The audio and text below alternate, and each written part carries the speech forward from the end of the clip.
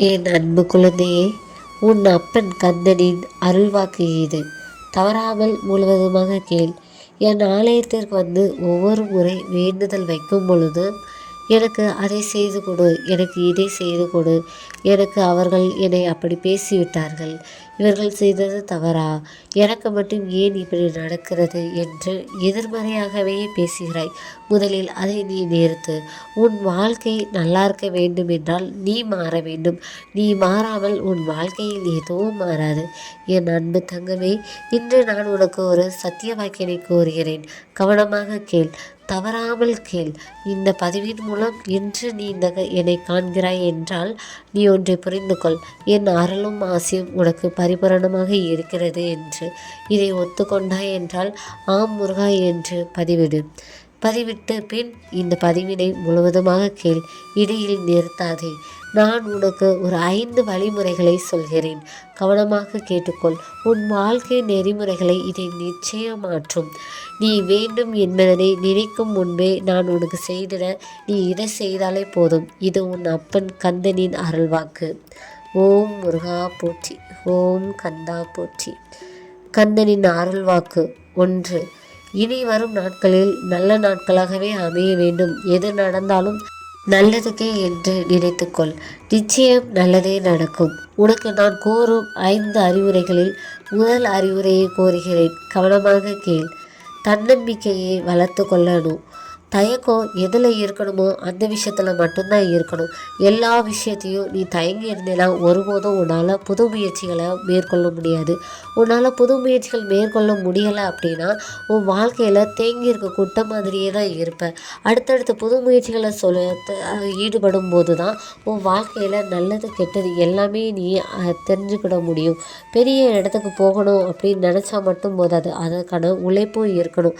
அதுதான் நான் உனக்கு சொல்லக்கூடிய முதல் அறிவுரை. உனக்கு ஒரு ஆயுதமாக இருக்கிறது என்னோட வேல் அப்படின்னு நினச்சிக்கிட்டு இருந்தேன்னா அது முட்டாள்தனம். ஒன்று மட்டும் நல்லா ஞாபகிச்சுக்கோ, உனக்கு ஆயுதம் என் வேல் கிடையாது. குறி வச்சா அது தப்பக்கூடாது. வேளால் குறி வைக்கும்போது குறி தப்பாமல் இருக்கணும் அப்படின்னா கை நடுங்காமல் இருக்கணும். அப்படி தானே? அது கடவுளுக்காக இருந்தாலும் சரி, மனிதர்களுக்காக இருந்தாலும் சரி, இருவருக்குமே அது ஒன்று தான். அதே மாதிரி தான் உன் வாழ்க்கையில் நீ முன்னேறணும் அப்படின்னா நீ எடுக்கக்கூடிய முயற்சிகள் பல முறை யோசித்து முடிவெடு. உன்னால் முடியுங்கிற நம்பிக்கை இருந்துச்சு அப்படின்னா அடுத்ததாக முடியுமா முடியாதா அப்படிங்கிற யோசனையை கொண்டு வராத. முடியாதுங்கிற வார்த்தையை எதையுமே உபயோகப்படுத்தாத. நீ செய்கிறது சரி அப்படின்னு நீ நினச்ச அப்படின்னா உன்னால் கண்டிப்பாக அது முடியும். சரியான விஷயம் யாருக்கும் கெடுதல் இருக்காது அப்படின்னா நீ தாராளமாக அந்த விஷயத்தை தைரியமாக பண்ணு. நான் உன்னோட தான் இருப்பேன், உன் அப்பா முருகன் உன் கூடயே இருக்கிறா அப்படின்னு நினச்சி நீ தொடங்க நினைக்கிற காரியத்தில் களமிறங்கு. வெற்றி உனக்கு கண்டிப்பாக இருக்கும். வெற்றி வேலோடு உன் அப்பன் கந்தன் உன் அருகிலே இருப்பேன். இந்த வார்த்தையை நீ நம்புகிற அப்படின்னா கந்தா சரணம் என்று பதிவிடு. உன் பதிவே உன் மன தைரியத்தை இன்னும் அதிகப்படுத்தும் என் தங்க பிள்ளையே. அதே போல்தான் சொல்கிறேன் நான் கூறும் 2வது அறிவுரை. கவனமாக கேட்டுக்கொள். என் அன்பு குழந்தையே, உன் வாழ்க்கையில் திட்டமிடலும் தெளிவும் இருந்தாலே உன் வாழ்க்கையில் வெற்றி நிச்சயம் வந்து சேரும். திட்டமிடா வாழ்க்கை திண்டாட்டம் என்பது ஒரு நிதர்சனமான உண்மையாகும். உன் வாழ்க்கையில் நீ திட்டம் சரியாக இட்டுட்டனாலே உனக்கு வரக்கூடிய பாதி பிரச்சனையிலிருந்து நீ தப்பிச்சுக்கலாம். விதியை மதியால் வெல்லலாம் அப்படிங்கிற ஒரு பழமொழியும் இருக்குது. அதை உன் மனசில் நிறுத்திக்கோ. சரியான திட்டமிடலும் அந்த திட்டமிடலில் ஒரு தெளிவும் இருந்துச்சுன்னா உன் வெற்றியை தடுக்க இங்கே யாராலையும் முடியாது. ஒரே விஷயத்த நீ நல்லா புரிஞ்சுக்கோ. உன் அப்பன் முருகன் நானே என்னோட அப்பன் சிவபெருமனிடம் ஓம் என்கிற ஒரு பிரணவ மந்திரத்தின் பொருளை கேட்டு தெளிவு பெற்றுக்கிட்டேன். அதே மாதிரி தான் பொருளாதாரம், குடும்ப விஷயங்கள், இது போன்ற விஷயங்களை ஒரு தெளிவான திட்டமிடல் இருக்க வேண்டும். அப்படி ஒருத்தர் சரியான திட்டமிடல் இட்டுட்டாங்க அப்படின்னா அவங்களுக்கு வரக்கூடிய பண பிரச்சனைகள் கொஞ்சம் கொஞ்சமாக குறையும். இதை நான் உனக்கு ஏன் சொல்கிறேன் அப்படின்னு ஒரு காரணம் இருக்குது. காரணமே இல்லாமல் அதிகமாக செலவு பண்ணிட்டு எனக்கு பண கஷ்டம் இருக்குன்னு ஒவ்வொரு முறையும் வந்து புலம்புனா அது முருகப்பெருமான் என்ன பெட்டி பெட்டியாக என்னால் உனக்கு அள்ளி கொடுக்கவா முடியும்? உனக்கு நான் வழிகாட்ட தான் முடியும். நீ பணம் இல்லைன்னு சொல்லி குமுறும் போதெல்லாம் என் மனமும் சேர்ந்து தான் தவிக்குது. என் குழந்தை நீ நல்லா இருந்தால் தான் நானும் சந்தோஷமாக இருப்பேன் அப்படிங்கிறது ஒவ்வொரு அப்பனின் தவிப்பும் கூட. அப்படி இருக்கையில் இந்த உலகத்தை படைத்த எனக்குமே என் குழந்தைங்க நீங்கள் எல்லாரும் நல்லா இருக்கணும் அப்படிங்கிறதான எண்ணமாக இருக்கும். நல்லா தெரிஞ்சுக்கோ என் தங்க பிள்ளையே. வரவு எட்டனா செலவு பத்தனா அப்படிங்கிற கணக்கில் செலவு பண்ணிக்கிட்டு இருந்தால் ஒரு நாளும் உன்னால் சரியான திட்டமிடல் பண்ணவே முடியாது. சிக்கனமாக கஞ்சமாக இருக்காத. சிக்கனத்துக்கும் கஞ்சத்துக்கும் ஒரு நூல் இலை தான் வித்தியாசம். ஆனால் சிக்கனமாக இருக்கிற ஒவ்வொரு மனுஷனும் வாழ்க்கையில் நிச்சயம் நல்லா தான் இருப்பாங்க. சிக்கனமாக இருக்க யாருமே அவங்க கெட்டு போனதாக சரித்திரத்தில் இடம் இருந்ததே கிடையாது. ஆனால் கஞ்சனாக இருக்கக்கூடாது. உன்னால் முடிஞ்ச வரைக்கும் அடுத்தவங்களுக்கு உதவி செய். ஆனால் கடன் வாங்கி நீ கோயிலுக்கு நேர்த்தி கடன் பண்ணுறதோ இல்லை பணத்தை வச்சுக்கிட்டே உதவி செய்ய மனமில்லாமல் இருந்தாலும் அதுவும் கஞ்சங்கிற லிஸ்ட்டில் தான் போகும். அதனால் என் அன்பு குழந்தையே, முடிந்த அளவுக்கு மற்றவங்களுக்கு உதவி செய். அதே மாதிரி தானம் தர்மம்னு சொல்லிட்டு கடன் வாங்கி எந்த ஒரு விஷயத்தையும் பண்ணாத. கடன் வாங்குறதே உன்னோட மன நிம்மதியை கெடுத்துரும். முடிஞ்ச அளவுக்கு அதை தவிர்த்துடு. ஏதாவது இக்கட்டான சூழ்நிலை வரும்போது அப்பனே முருகனு மனசார என்னை வேண்டிக்கோ. நிச்சயம் நான் உனக்காக உங்கூடையே இருப்பேன். உனக்கு ஒரு நல்ல வழியையும் ஏற்படுத்தி கொடுப்பேன். என் மீது நம்பிக்கை இருந்தால் முருகா சரணம் என்று நீ பதிவிடு. என் அன்பு குழந்தையே, நான் உனக்கு சொல்லக்கூடிய 3வது அறிவுரை. இந்த 5 அறிவுரைகளையும் பொறுமையாக நீ கேளு. பொறுமையாக நீ கேட்க கேட்க உன் மனசுக்கு நிச்சயம் ஒரு தெளிவு கிடைக்கும். இப்போது 3வது அறிவுரை என்னன்னு கவனமாக கேளு. கோபத்தை குறைச்சிக்கொள்ளணும். ஒரு மனுஷன் கோபத்தை வென்னுட்டான் அப்படின்னா அவனை தோக்கடிக்க யாருமே கிடையாது. என் தங்க பிள்ளையே, கோபம் ஒரு மனுஷனை எந்த அளவுக்கும் கீழ்த்த மட்டத்துக்கு கொண்டுட்டு போயிடும். கோபத்தை ஒரு மனுஷன் சரியான முறையில் கையாளுதான் அப்படின்னா நிச்சயம் அவன் பெரியாளாக ஆகிறக்கூடியது எல்லா வாய்ப்புகளையும் நானே உன் அப்பன் முருகனே அதை செஞ்சு வைப்பேன். என் தங்க பிள்ளைக்கு வரும் கோபத்தோட அளவு அவருக்கு ஒருபோதும் புரிய மாட்டேங்குது. உனக்கு ஒரு விஷயத்த சொல்லுதேன், கேட்டுக்கோ.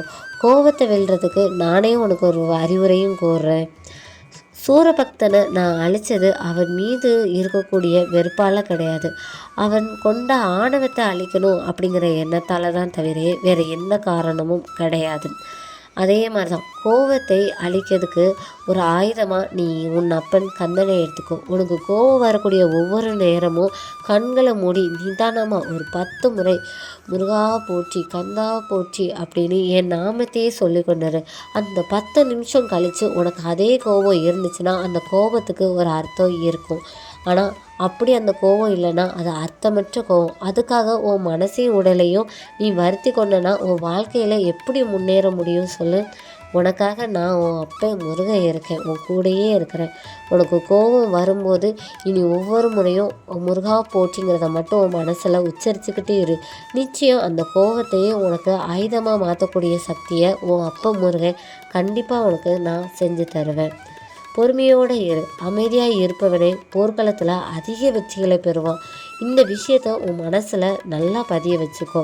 உன் நாவை கட்டுப்படுத்தினாலே உனது வாழ்க்கையை வேறு அளவுக்கு கொண்டுட்டு போக முடியும் அப்படிங்கிறத நீ உன் மனசில் நல்லா பதிய வச்சுக்கோ. உன் வாழ்க்கை மேம்படணும் அப்படின்னு நீ நினச்சேன்னா உன் கோபத்தை குறைச்சிக்கொள். உன் கோபத்தை கட்டுப்படுத்தி அந்த கோபத்தை கையாளுகிறக்கூடிய சக்தியை நான் நிச்சயம் உனக்கு கொடுப்பேன்.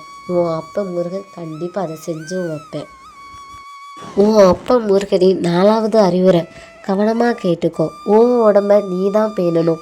உனக்கு வலி வந்தால் அதை நீ தான் தாங்க முடியும். உனக்கு வலிக்குங்கிறதுக்காக உன்னோட பெற்றவங்கக்கிட்டேயோ இல்லை நீ பெற்றவர்கள்கிட்டையோ உன்னோட சகோதரிகள்கிட்டையோ உன்னோட நண்பர்கள்கிட்டையோ அதை பகிர முடியாது. மற்ற மனக்கசப்புகள், சங்கடங்கள், மகிழ்ச்சிகள் எல்லாத்தையும் பகிர முடியும். ஆனால் உன் உடம்பு வலியை ஒன்றை தவிர இன்னொருவரால் பகிரவே முடியாது. என் தங்க பிள்ளையே, ஒன்றை நல்லா புரிஞ்சுக்கோ. உன் மனசு எந்த அளவுக்கு தூய்மையாக இருக்குதோ அந்த அளவுக்கு உன் அப்பா முருகன் உன் மனசில் குடியிருப்பேன். புற தூய்மை எவ்வளோ மோசமாக வேணாலும் இருக்கட்டுமே, அது முக்கியம் இல்லை. உன் மன தூய்மை, அக தூய்மை தூய்மையாக இருந்துச்சுன்னா உன் அப்பன் கந்தன் அந்த இடத்துல குடியிருப்பேன். இதுதான் என்னோட கருத்து. அதே மாதிரி தான் உன் உடல் ஆரோக்கியம் நல்லா இருந்தால் தான் உன் வாழ்க்கை தரமும் உன் வாழ்க்கை பொருளாதார சூழ்நிலைகளும் நல்லா இருக்கும் அப்படிங்கிறத உன் மனசில் புரிஞ்சுக்கோ. தேவையில்லாத தப்பான பொருட்களை நீ உண்ணும்போது உன் உடலும் பாழாகும். உடல் பாழாகும் போது உன் மனநிலையும் பாழாகும். உன் மனசுலையும் குப்பைகள் மாதிரி சேரும்போது உன் அப்பா முருகன் உன்னோட நான் எப்படி இருக்க முடியும்? உன் உடலை பேண கற்றுக்கொள். உன் உடம்புக்கு தேவையில்லாத எந்த ஒரு உணவுப் பொருளையும் நீ சாப்பிடுவதை குறைச்சிக்கொள். நல்லா ஆரோக்கியமாக இருக்கணும் அப்படின்னா உடற்பயிற்சியை செஞ்சுக்கொள். பிரம்ம முகூர்த்த நேரத்தில் நீ எந்திரிச்சு பழகு. அதுவே உன் வாழ்க்கையை மாற்றும். நீ மாறாமல் உன் வாழ்க்கை ஒருபோதும் மாறாது. என் வாழ்க்கை இப்படி இருக்குதே, எனக்கு மட்டும் இப்படி நடக்குதேன்னு நீ அழுது புலம்புறதெல்லாம் எனக்கு தெரியாதுன்னு நினைக்கிறியா? நீ சொல்லலைன்னாலும் என்னோட பொண்ணோட மனசில் என்ன இருக்குது, என் குழந்தைகளோட மனசில் என்ன இருக்குது அப்படிங்கிறத ஒரு அப்பாவாக என்னால் புரிஞ்சுக்கிட முடியும். என் அன்பு குழந்தையே, ஒருபோதும் மனசை கலங்க விடாத.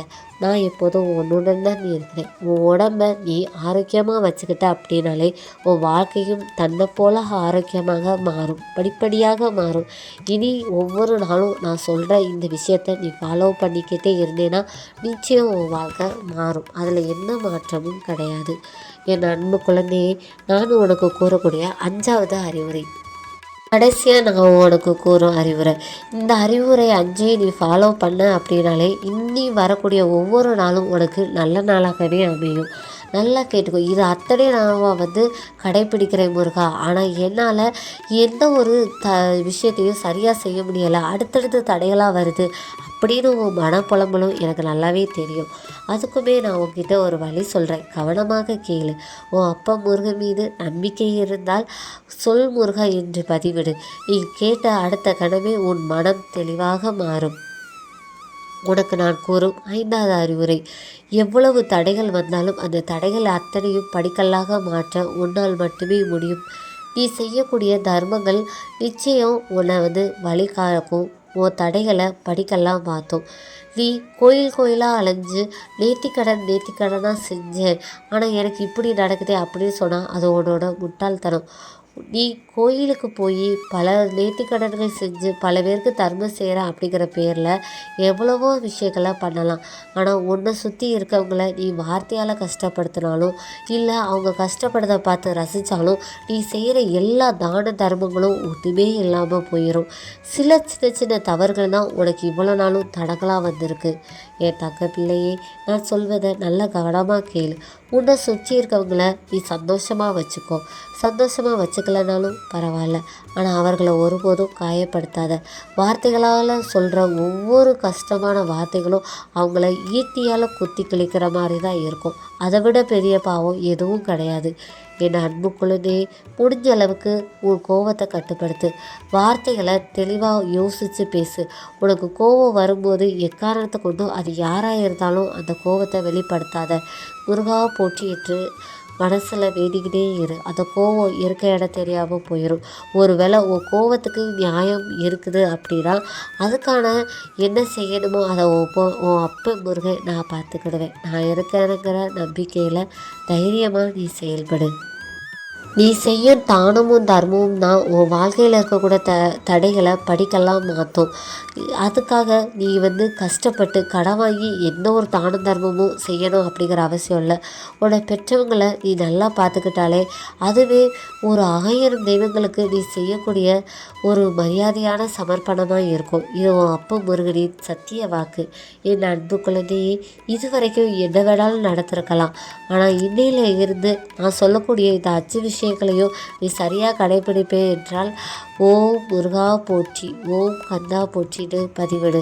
உன் பதிவின் மூலம் பல பேர் இதை ஃபாலோ பண்ண தயாராக இருப்பார்கள். முருகன் இருக்க கவலைகள் ஏதும் இல்லை. ஓம் முருகா சரணம்.